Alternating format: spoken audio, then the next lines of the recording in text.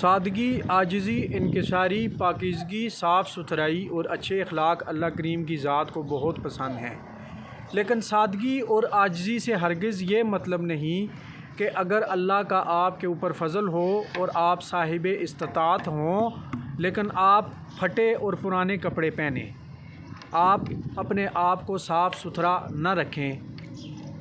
دیکھیں، میری بات یاد رکھیں کہ اللہ کے نبی صلی اللہ علیہ وآلہ وسلم نے فرمایا کہ جب کسی انسان کو اللہ نے دولت دی ہوئی ہو، وہ صاحب استطاعت ہو، تو اس کی دو چیزیں دیکھ کر یہ ظاہر ہونا چاہیے کہ اللہ کا اس کے اوپر کرم ہے، ایک اس کا لباس اور دوسری اس کی سواری۔ لیکن یاد رکھیں کہ اس میں ریاکاری نہ ہو، کیونکہ اس کے ساتھ اللہ کے نبی صلی اللہ علیہ وآلہ وسلم نے یہ بھی فرمایا کہ جو شخص دوسروں کو دکھانے کے لیے اچھا لباس پہنتا ہے تو قیامت کے دن اللہ پاک اسے ذلت کا لباس پہنائے گا۔ اس لیے آپ کا جو بھی عمل ہے، آپ صاف ستھرے رہیں، اچھا لباس پہنیں، اچھے جوتے پہنیں، آپ اچھا اخلاق اپنا دوسروں کے ساتھ بہتر رکھیں، لیکن اس میں ریاکاری نہ ہو، وہ صرف محض اللہ کی رضا اور خوشنودی حاصل کرنے کے لیے ہو۔ جزاک اللہ۔ جمعۃ المبارک۔